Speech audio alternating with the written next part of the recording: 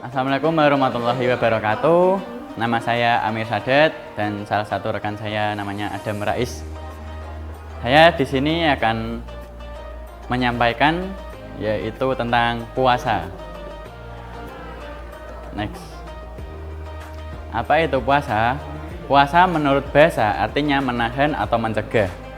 Sedangkan menurut istilah adalah menahan diri dari segala sesuatu yang membatalkan puasa, seperti makan, minum, dan jima sejak terbitnya fajar hingga terbenamnya matahari, disertai niat mengharap ridha Allah Subhanahu wa Ta'ala dengan syarat dan rukun tertentu. Next. Sebagaimana firman Allah Subhanahu wa Ta'ala, yaitu A'udzubillahi minasyaitonirrajim. Bismillahirrahmanirrahim. Ya ayyuhalladzina amanu kutiba alaikumussyam kama kutiba alal ladzina min qablikum la'allakum tattaqun. Wahai orang-orang yang beriman, diwajibkan atas kamu berpuasa sebagaimana diwajibkan atas orang sebelum kamu agar kamu bertakwa. Next. Macam-macam puasa. Puasa bisa dilihat dari segi hukumnya puasa. Puasa dapat dibedakan menjadi 4, yaitu puasa wajib, yaitu puasa yang apabila dikerjakan berpahala dan apabila ditinggalkan akan berdosa. Contohnya puasa Ramadan, puasa Nadar, dan puasa kafarat. Yang kedua, puasa sunnah, yaitu puasa yang apabila dikerjakan berpahala dan apabila ditinggal tidak berdosa. Contohnya puasa Senin Kamis, puasa Arafah, puasa Daud, dan seterusnya. Yang nomor 3, puasa haram, yaitu puasa yang apabila dikerjakan berdosa dan apabila ditinggalkan berpahala. Contohnya puasa pada hari raya Idul Fitri dan Idul Adha. Yang keempat, puasa makruh, yaitu puasa yang apabila dikerjakan tidak berdosa dan apabila ditinggalkan dapat pahala. Contohnya puasa yang khusus dilakukan pada hari Jumat. Yang nomor 3 selanjutnya, syarat, rukun, dan sunnah puasa.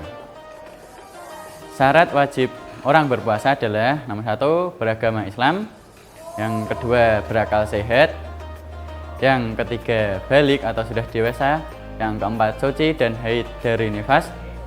Yang kelima, mampu melaksanakan puasa. Next. Syarat sahnya puasa. Nomor 1 adalah Islam.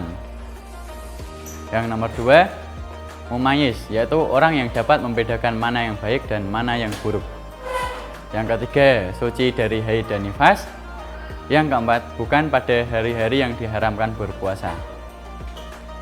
Selanjutnya adalah rukun puasa, yaitu niat yakin bersengaja untuk melakukan puasa. Jika puasa wajib niat dilakukan pada waktu malam hari sebelum terbit fajar, dan jika puasa sunnah boleh pada siang hari sebelum tergelincirnya matahari. Yang kedua, meninggalkan sesuatu yang membatalkan puasa mulai terbit fajar hingga terbenamnya matahari. Yang selanjutnya ada sunnah berpuasa, yaitu makan sahur. Yang kedua, mengakhirkan makan sahur. Yang ketiga, menyegerakan berbuka puasa jika telah tiba waktunya. Yang keempat, berbuka yang manis atau dengan makan kurma. Yang kelima, membaca doa berbuka puasa. Yang keenam, memberikan buka puasa kepada orang yang sedang berpuasa. Dan yang ketujuh, memperbanyak membaca Al-Quran pada bulan-bulan Ramadan. Yang kedelapan, memperbanyak sedekah. Next. 4 hal yang makruh dan membatalkan puasa.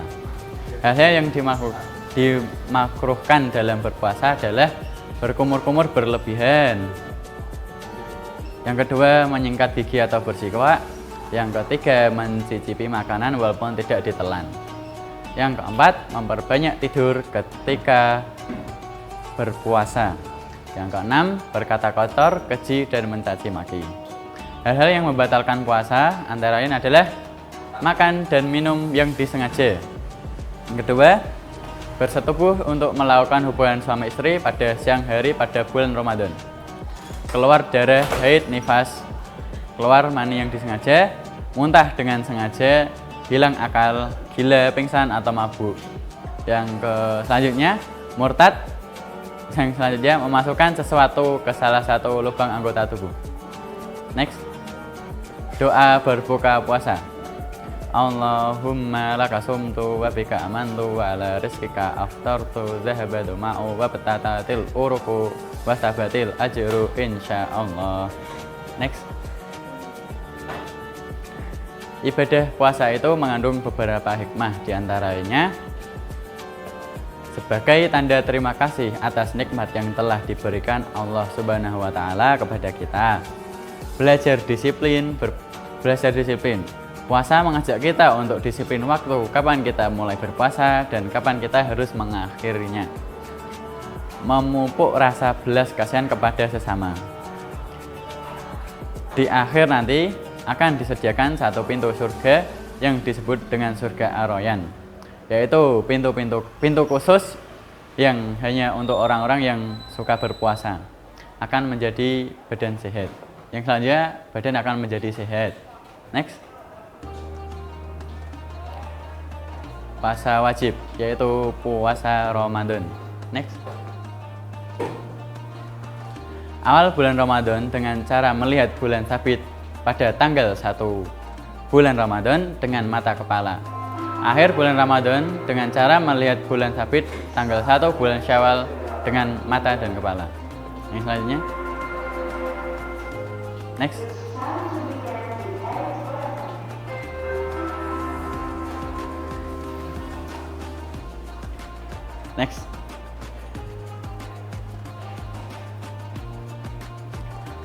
yaitu dengan cara hisab. Hisab artinya dilakukan dengan cara menggunakan perhitungan menurut ilmu falak dan atau ilmu astronomi, yaitu ilmu perbintangan. Orang-orang yang diperbolehkan untuk tidak berpuasa antara lain adalah orang-orang yang sakit, orang-orang yang lanjut usia, dan orang-orang yang sedang dalam perjalanan atau musafir.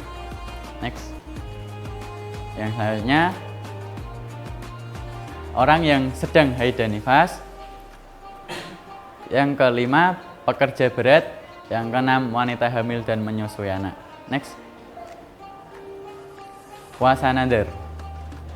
Pengertian puasa nadar adalah puasa yang kita itu berjanji kepada Allah atau kita berhutang kepada Allah. Nadar adalah janji yang akan dilakukan kebaikan dengan niat untuk mendekatkan diri kepada Allah Subhanahu wa Ta'ala, melakukan suatu kebaikan yang asalnya tidak wajib jika dinadarkan menjadi wajib menurut hukum Islam.